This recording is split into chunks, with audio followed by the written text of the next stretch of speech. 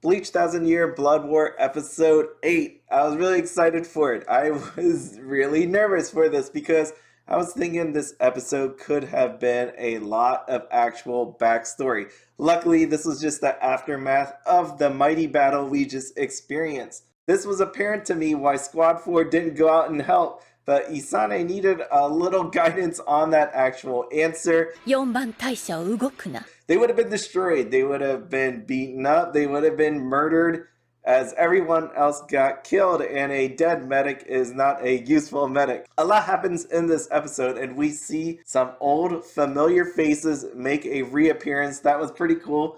I love seeing all the different people coming out. We have Hanataro, who, if you don't remember, he is our medic that helped Ichigo back in the day.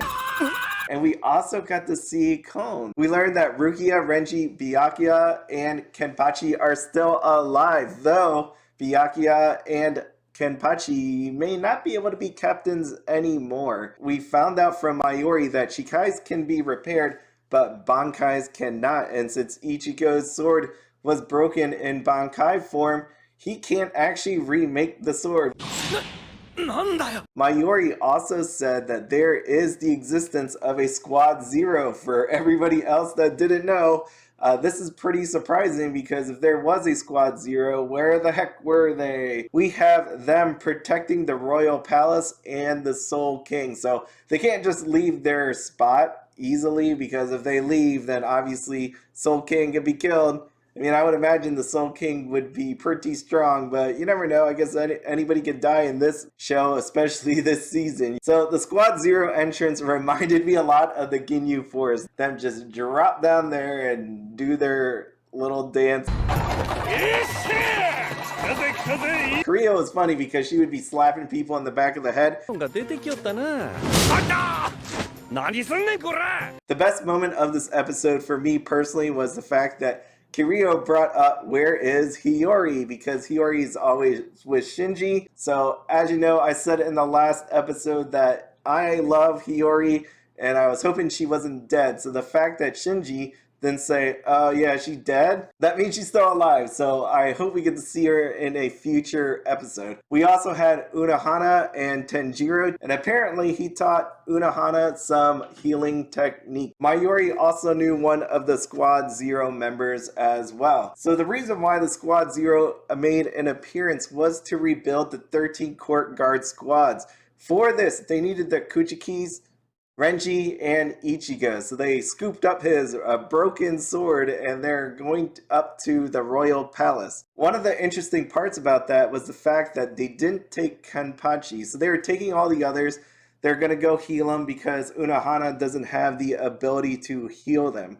So they're going to go take them up to this hot spring where they're just going to recoup up there. But that makes me wonder what is going to happen with Kenpachi.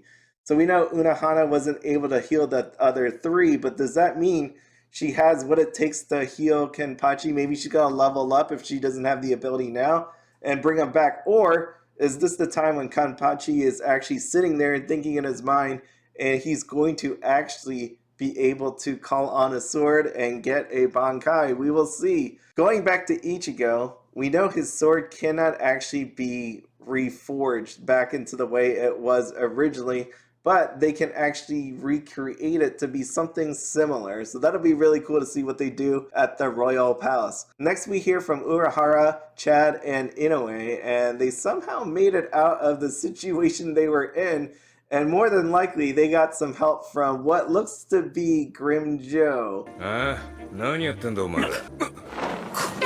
So this next part was really cool. When Ichigo and all them had to go up to the Royal Palace, they got shot up there.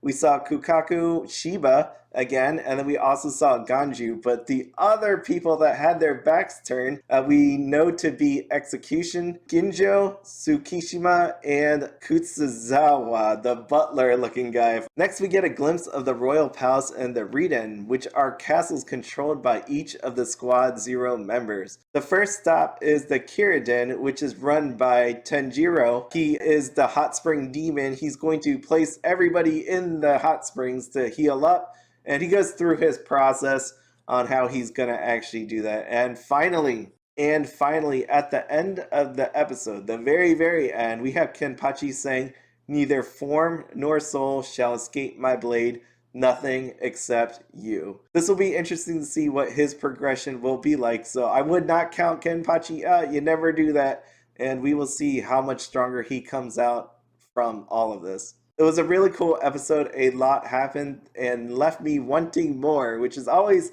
sucky about Bleach, just because it ends and there's not more to binge. This is the world we live in. I need to binge this stuff and I can't. I have to wait week by week.